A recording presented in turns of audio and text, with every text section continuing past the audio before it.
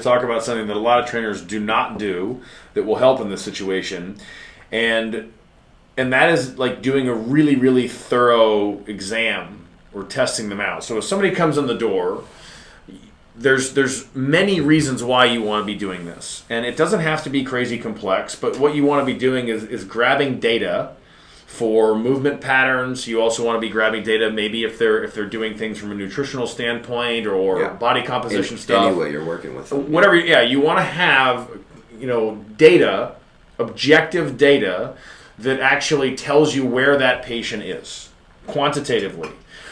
Where that client is. So you're going to look at movement patterns. You might look at just a big gross screen, like you might want to watch them run, or you might do squatting patterns, or you might do something a little bit more specific, like, well, what's their inline lunge for the dorsiflexion? What's their hip range of motion? Whatever.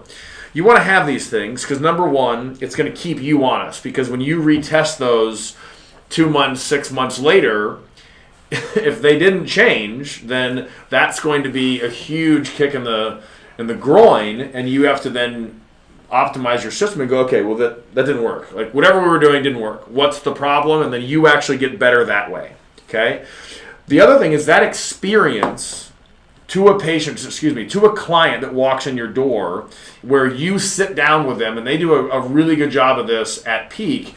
You sit down with them, and you actually have like, well, what are your goals? What do you think are your blocks? Where do you want to be in 5 years? Why are you here? And you can kind of dig into that.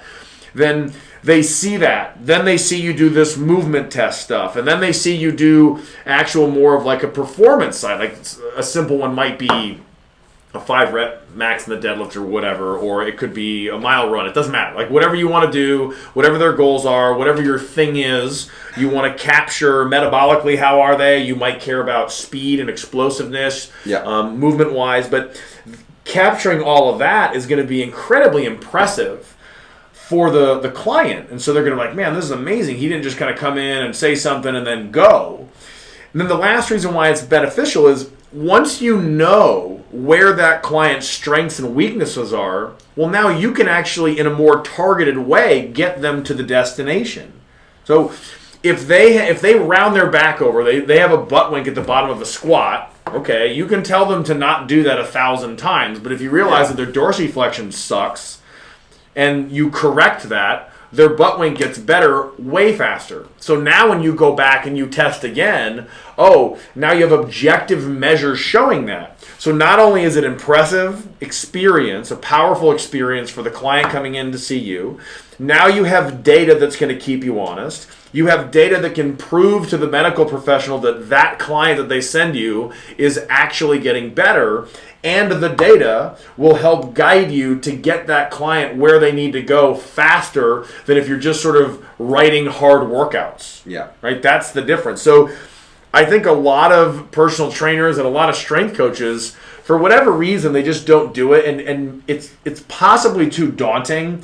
I went way down the rabbit hole of functional assessments years ago. It doesn't have to be that crazy complex. You can just sort of pick something simple like shoulder flexion and some a side bridge hold. So do some global work. Whatever. FMS is a great little system that you can use. It doesn't really matter. It doesn't have to be this insanely detailed thing. It doesn't have to be a 3-hour, exam. Yeah.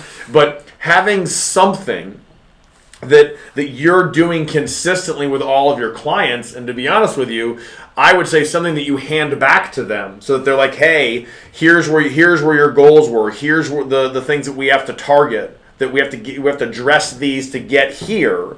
And then, maybe some other nutritional facts or whatever they need. You hand that to them. That experience is powerful. And then you can use that to get them where they're going and impress the medical field, because they're like, wow, this guy actually tracks data and is going after functional blocks. So that's another way that you can kind of wow the medical professional.